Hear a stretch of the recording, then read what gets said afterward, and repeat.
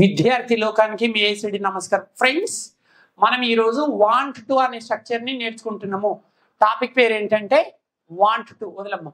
Topic పేరు ఏంటంటే want to. ఈ వాంట్ టు ఎప్పుడు వాడాలంటే ఏదైనా సరే ఒక పని చేయాలని అనుకుంటున్నాను. వాంట్ టు అనే టాపిక్ని ఎప్పుడు వాడాలి? ఏదైనా సరే ఒక పని చేయాలని అనుకుంటున్నాను అంటాం. చూడండి స్టూడెంట్స్, వాంట్ టు ఎప్పుడు వాడాలి? ఏదైనా సరే ఒక పని చేయాలని అనుకుంటున్నాను అని చెప్పే సందర్భంలో. వాంట్ టు అంటే చేయాలని అనుకుంటున్న పనులను తెలియజేస్తుంది.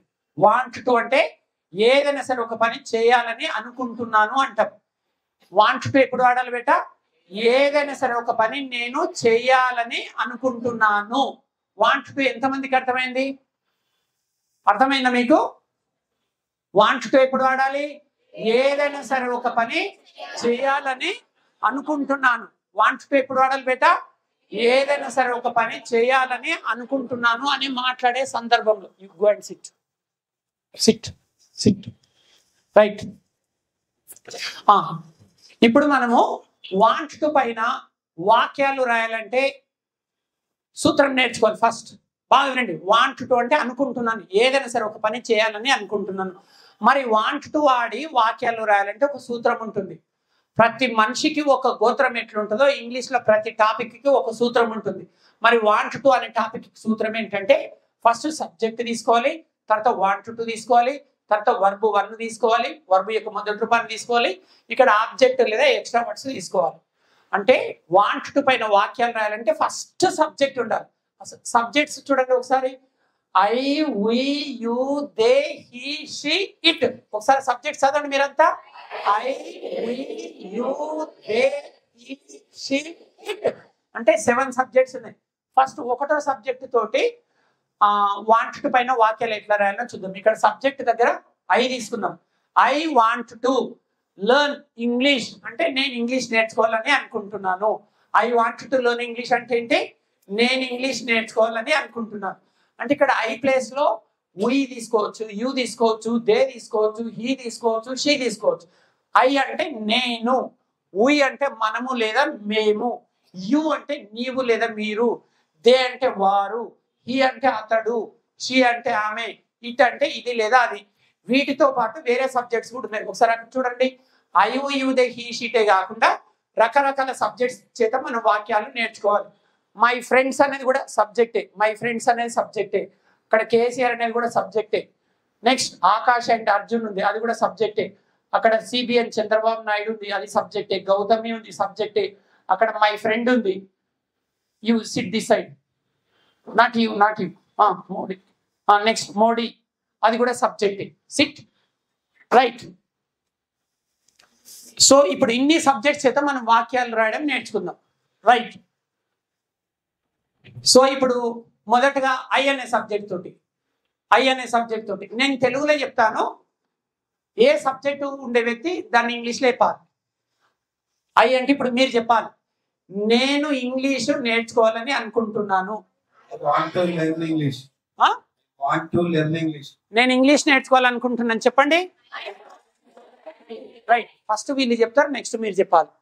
నేను తెలుగులో చెప్తాను. మేము ఇంగ్లీష్ నేర్చుకోవాలని అనుకుంటున్నాము. చెప్పండి. మేము ఇంగ్లీష్ నేర్చుకోవాలని అనుకుంటున్నాం. మేము అంటే ఇక్కడ ఊ వచ్చింది, తర్వాత వాంట్ టు వచ్చింది, తర్వాత లెర్న్ వచ్చింది.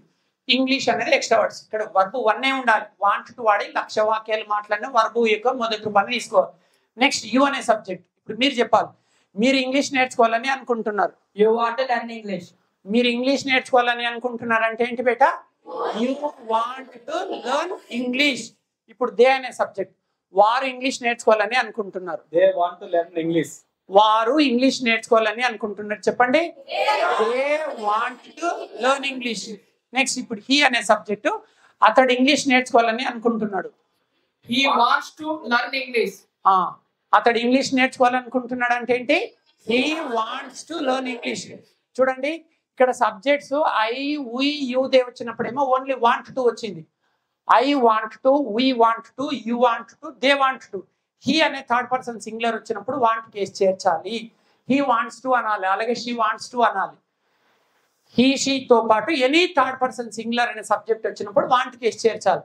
ఇక్కడ ఐఓయూదే ఉంటేనేమో జస్ట్ వాంట్ టు అనాలి. ఐఓయూదే ఉంటేనేమో వాంట్ టు అనాలి. ఇక్కడ హీ షీట్ వస్తే వాంట్కి ఏం చేర్చాలి? ఎస్. ఇక్కడ వర్బ్ V1 ఉంటుంది. ఇక్కడ ఐఓయూదే అనే సబ్జెక్ట్ వచ్చినప్పుడు ఇక్కడ వాంట్ టు, ఇక్కడ హీ షీట్ వచ్చినప్పుడు ఇక్కడ ఉండే వాంట్కి ఏం చేర్చాలి? ఎస్ చేర్చాలి. రైట్. ఇప్పుడు షీ అనే సబ్జెక్ట్. ఆమె ఇంగ్లీష్ నేర్చుకోవాలనుకుంటుంది. She wants to learn English. ఆమె ఇంగ్లీష్ నేర్చుకోవాలనుకుంటుంది. చెప్పండి. She wants to learn English. It అనేది వస్తువులకి, జంతువులకి, పక్షులకి వాడుతుంటాం, మనుషులకి అక్కర్లేదు. సో ఈ 6 సబ్జెక్ట్స్ ఇంపార్టెంట్. వీటితో పాటు my friend, for example my friend అనే సబ్జెక్ట్ ఎక్కడ ఉంది? అటు చూపించండి. బాబు మీరు లేవండి. సబ్జెక్ట్ ఇప్పుడు మై ఫ్రెండ్. నా ఫ్రెండ్ ఇంగ్లీష్ నేర్చుకోవాలని అనుకుంటున్నాడు. ఇంగ్లీష్ లేపు. My friend wants to learn English. Very good, claps. Correct చెప్పాడు ఈ అబ్బాయి. My friend wants to learn English. ఇప్పుడు ప్లూరల్ సబ్జెక్ట్ తీసుకుందాం. మై ఫ్రెండ్స్ ఎక్కడ ఉంది? మై ఫ్రెండ్స్, మా ఫ్రెండ్స్ ఇంగ్లీష్ నేర్చుకోవాలని అనుకుంటున్నారు. చెప్పమ్మా ఇంగ్లీష్ లో. Friends want to learn English. Correct answer.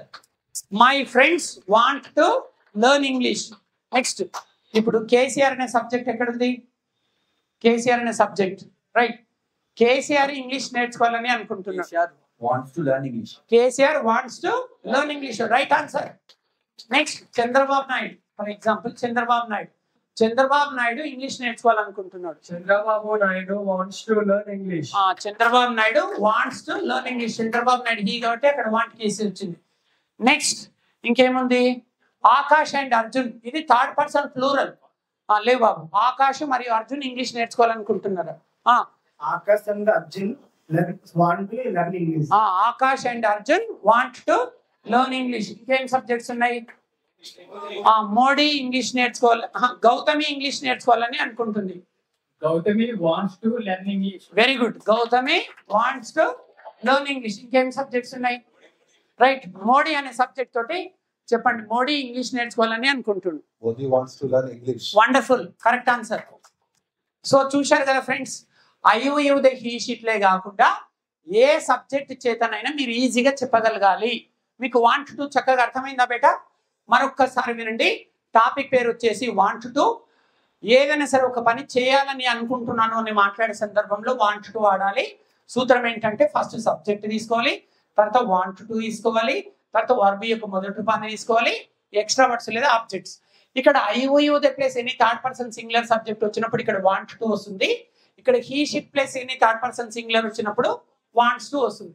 ఇప్పుడు నేను టకా టకా తెలుగులో చెప్తాను, మీరు స్పీడ్గా ఇంగ్లీష్లో చెప్పాలి. నిల్చున్న వాళ్ళు మాత్రమే చెప్పాలి. నేను సీఎంని కలవాలని అనుకుంటున్నాను. Want to meet CM.